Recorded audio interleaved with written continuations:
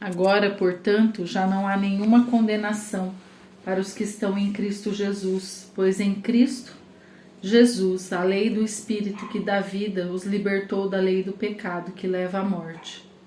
A lei não era capaz de nos salvar por causa da fraqueza de nossa natureza humana. Por isso, Deus fez o que a lei era incapaz de fazer ao enviar seu Filho na semelhança de nossa natureza humana pecaminosa e apresentá-lo como sacrifício por nosso pecado. Com isso, declarou o fim do domínio do pecado sobre nós, de modo que nós, que agora não seguimos mais nossa natureza humana, mas sim o Espírito, possamos cumprir as justas exigências da lei.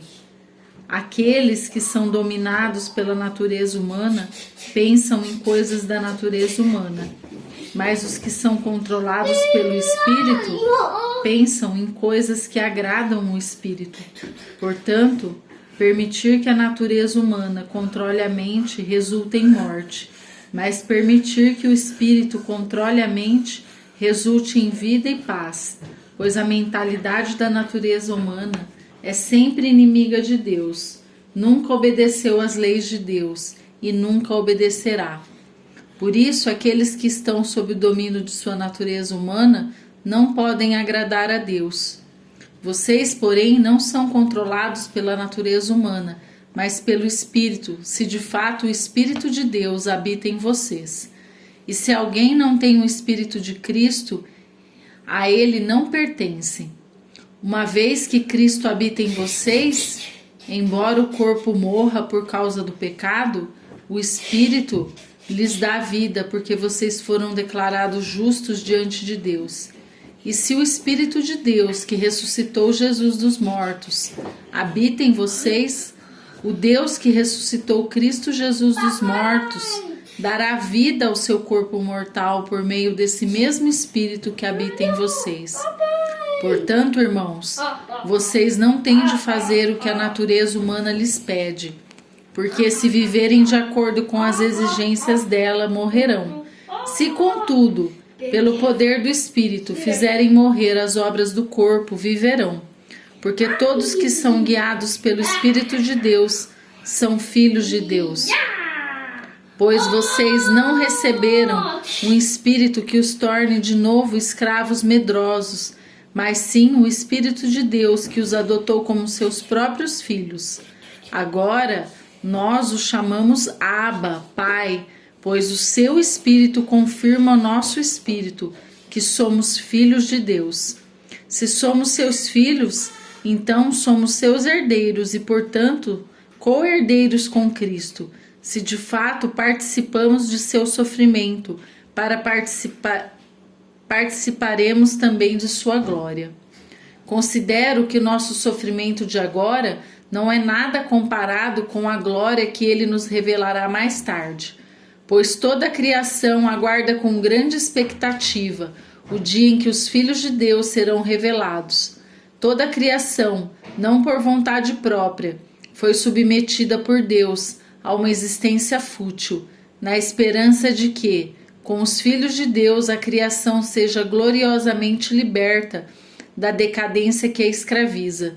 Pois sabemos que até agora toda a criação geme, como em dores de parto, e nós, os que cremos, também gememos, embora tenhamos o Espírito em nós como antecipação da glória futura, pois aguardamos ansiosos pelo dia em que desfrutaremos nossos direitos de adoção, incluindo a redenção de nosso corpo. Recebemos essa esperança quando fomos salvos. Se já temos alguma coisa, não há necessidade de esperar por ela, mas se esperamos por algo que ainda não temos, devemos fazê-lo com paciência e confiança. E o Espírito que nos ajuda em nossa fraqueza, pois não sabemos orar segundo a vontade de Deus, mas o próprio Espírito intercede por nós com gemidos que não podem ser expressos em palavras.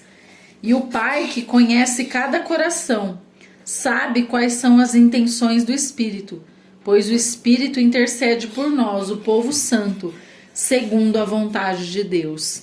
e sabemos que Deus faz todas as coisas cooperarem para o bem daqueles que o amam e que são chamados de acordo com o seu propósito. Pois Deus conheceu de antemão os seus e os predestinou para se tornarem semelhantes à imagem de seu Filho, a fim de que ele fosse o primeiro entre muitos irmãos. Depois de predestiná-los, ele os chamou, e depois de chamá-los, os declarou justos. E depois de declará-los justos, lhes deu sua glória. Que podemos dizer diante de coisas tão maravilhosas? Se Deus é por nós, quem será contra nós? Se ele não poupou nem mesmo seu Filho, mas o entregou por todos nós, acaso não nos dará todas as outras coisas? Quem se atreve a acusar os escolhidos de Deus? Ninguém, pois o próprio Deus nos declara justos diante dele. Quem nos condenará então? Ninguém, pois Cristo Jesus morreu e ressuscitou, e está sentado no lugar de honra, à direita de Deus, intercedendo por nós. O que nos separará do amor de Cristo? Serão aflições ou calamidade? Perseguições ou fome, miséria, perigo ou ameaças de morte? Como dizem as Escrituras, por causa de ti enfrentamos a morte todos os dias. Somos como ovelhas levadas para o matadouro. Mas, apesar de tudo isso, somos mais que vencedores por meio daquele que nos amou. E estou convencido de que nem a morte, nem a vida, nem os anjos, nem demônios, nem o que existe hoje, nem o que virá no futuro, nem poderes, nem alturas, nem profundidade, nada em toda a criação jamais poderá nos separar do amor de Deus revelado em Cristo Jesus, nosso Senhor. Romanos 8.